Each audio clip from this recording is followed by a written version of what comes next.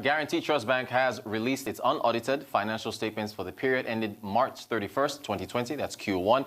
Profit before tax was up about 58.2 billion naira, representing a growth of 2.1% over 57 billion in the previous period. A review of the results does show a positive response, so we're going to actually get insight from our analyst that is with us to take a look at the performance of the bank. I am being joined by Mr. Chika Mbonu, Arise Business Analyst, to take a look at the performance of GTV. Chika, you're welcome. Thank you for joining us. Thank you. So please explain for our viewers your take on the performance of the bank for Q1. This is the Q1 Q1 result of GTB, January, February, March 2020. As you can see from the above, they came in with profit before tax, a 2% growth of profit before tax. Yes. But let's move from the top to arrive at that profit before tax. Interest income, as you can see, also grew by 10%. Decent growth considering the times. A further deep dive into this has shown that it's driven principally by the growth in their loan books. Yes. As when we go down below, look at the balance sheet, you find the loan books grew by 8%. Okay. So that contributed principally to the growth in their net interest income. Principally also because of the fact that their net interest margin moved marginally from 9.90 in the previous period to 9.89. So the growth was driven by the growth in their loan books. Okay. If you look at the next line, non-interest income, yes, grew. It was flat. You can see it's flat. Yes. Very surprising. But further deep dive also revealed two things. One, the fees on credits, actually fell. Yes. And then corporate finance fees also fell. And so that would have, caused a negative growth here, but it was compensated by, revaluation gains from a foreign exchange. Let me take that a little further. Yes. The credit fees, as you know, what happened basically is that CBN changed the way banks were allowed to change commitment fees. In the past, if a bank gave you 10 billion naira loan, they will charge you 1% flat on that immediately. Okay. But now CBN has said that it is the unused portion of that loan, that's where you earn your commitment fees. So that basis has affected the credit fees banks earn. So that's led to the loss. And then corporate finance fees, as I said, also fell because first quarter of the year, environment we're in now, no companies are doing mergers. Right. Advisory services are very poor. So that's why that. But FX, I said that it took FX gain, revaluation. GTB has a very long FX position, almost about $700 million in long in assets, in FX. So what happened was that the balance sheet before was cast at between 360 to 364. Based on the revaluation now, it has been cast to between 380 to 384. So that has given the bank that FX revaluation gain that compensated for the loss of interest of the fees, in credit fees, and that's why you see it nilled out there. Operating income, a marginal growth of 6%. As you go down, and operating expenses, a growth by 11%. As you go down, you find that major thing happened here was that the AMCON fees, grew because GTB, you have to pay 0.5% on the total asset. The total asset of the bank grew by about 400 billion naira. So not surprising, therefore, that the PBT had a flat growth of 2%. Let's go to the next slide and look at the balance sheet. Yes.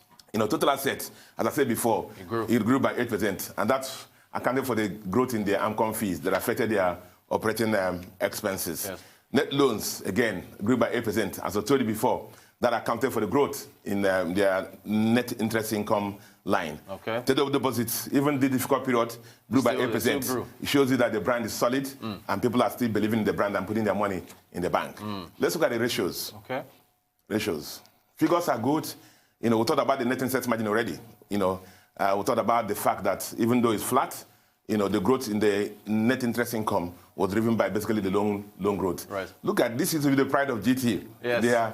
Their cost income ratio. Yes. It moved up by about 170 basis points. Now, basically, as I said before, the 400 billion naira growth in their balance sheet led to cost 2.5% charged by AMCON, and which led to the growth in their cost income ratio. We got more ratios. Next slide for ratios. Yes. Return on equity, GTB is very solid on this. As I said before, even though this is first quarter, it's like if you investor gives you 100 naira, how much you return to them. Still very decent at 30 naira. Okay. Return on assets, 5%, very solid also. Net lend to deposit, this ratio that CBN loves, GTB is there hanging in at 57%. Okay. Liquidity is solid, very solid. Capital adequacy is very solid. Look at the last one. You like that one? Yes, last one. I'm always asking you every time. The NPLs, below, yes. GTB got it down from 6.53 to 5.95. Okay. The sign of the times, but at least they brought it down. And when we move on to what's happening in the next quarter, yes, you can see they're going to be precious on that. So a decent result for them concerning the environment. The first quarter of the year, things are normally very slow. In normal times, the first quarter for most banks is normally the lowest quarter for them for the end of the year. So with this result, 2% growth in their PBT, I think they did very well this Q1. Okay, so let me ask you about the elephant in the room, though, which is, of course, COVID-19, and how it's going to possibly impact the performance of banks in Q2 and for the rest of the year. Yeah, I think it's very pervasive. Very pervasive. I just go through some things to give you a guide as to what the things that may be happening. After the 4 quarters of the year, the next quarter, which is the Q2, is going to be the softest quarter for the banks. It's going to be the most softest for the banks. I guess after June, hopefully, when the COVID thing died down substantially, Q3 things will start moving up again to Q4. But the next quarter is going to be tough for a lot of banks. But let's look at it first thing. One of the parameters used to measure banking business volume is NIP, in the NIBS, instant payment system, yes, done by NIBS. For the first April, you would have expected that because of the digital banking, yes, volumes are going to go up. Right. But what's happening now is that April 3rd, the first week of April, the volumes go down by 5%. The 10th of April, the volume of business in the NIBS, for all the banks, yes, fell by another 6%.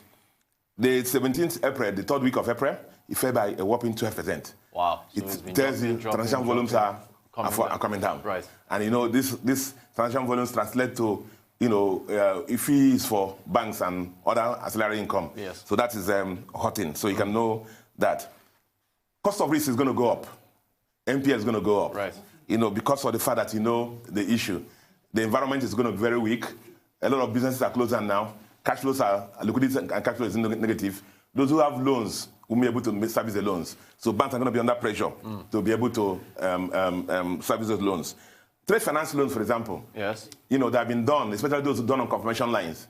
If you are done at when the exchange rate was 360, look at exchange rate now is 380. And if those customers have been caught in the cusp, the transaction not been concluded, the cycle not complete, they would have been devaluation and they won't be able to push to sell their products. Right. It's going to affect the collection of those loans. Okay. One other thing, let's look at government also. Government is a major borrower. Yes. Also, now government revenues are falling, so it means also that government loans are going to have question mark on them under stress. Right. So there'll be issues of reduced liquidity for government, and then need to restructure those government loans. Tied to those government loans is retail banking, retail loans. A lot of banks have pushed out loans to retail people based on the issues that happen in the government sector. And then, so it's going to be very problematic. GTB, for example, has 2% of the loan portfolio out to retail banking. Okay. But luckily for them, they have insured 80% of that. So banks that have insured their loan books will be protected in that respect. Okay. Will be protected in that respect. So the other thing that has to do is the foreign exchange, as I told you. Yes. Nigerian banks, any bank that is long on assets will have a devaluation gain. Right. Any bank that's short on an asset, So if your liabilities are more than your assets, right, you're going to have a loss. But luckily, a lot of banks, Nigerian banks, actually are long on FX. On FX, because some of them have international branches now. So those are the kind of issues that will affect the banks. Very in depth. You mentioned the loans. If I'm going to go to the retail sector, I want to ask you about oil and gas loans for the banking sector. Where oil prices are now, how do you see things in that regard? To better analyze that sector, let me dissect it into the segments. Let's look at the upstream, the IOCs. Yes. Basically they have the reserves. So what is happening now is that the pricing the banks using doing processing the loans has fallen. So what they have to do is what? To stretch out the tenor for the loans. Yes. That's what's going to happen. The loans will not go fundamentally bad. But the issue is that the loans that would have been paid over 1 year, now maybe paid over 2 years. 2 years. 2-year loans maybe stretch over to 3 years or 4 years to make sure they are payable. The area that will have problem is the services. Those oil and gas services, those who provide services to the IOCs. Right. That's why it's going to have problem. A lot of them now, the IOCs now are forcing the oil service companies to renegotiate their contracts. Contracts, right. And they have clauses in those contracts that when oil prices fall, they can be renegotiated. Even sometimes cutting the cost of those contracts by almost 40% for the same amount of work. Right. And so those are going to hurt. Those are people they're going to hurt. You know, IOCs may be protected because of the reserves, but the service people who provide service to the upstream are going to face some things. Okay. Downstream people. You know, remember that for PMS, for example, only NNPC used to do all the importation. Yes. So the risk down there is those who are selling PMS at the pumps. Yes. You know, I'm sure they will sort it out when they move the price from 145 to 125 naira. And then diesel, those who bought diesel on open accounts to sell diesel in the open market, those people are going to be at risk also. Fantastic stuff. Yeah, by the way, I have so much more to ask you about. Chika Mbonu, our RISE business analyst, thank you for taking us through GTB's figures and also looking at the macroeconomic environment. Thank you, sir.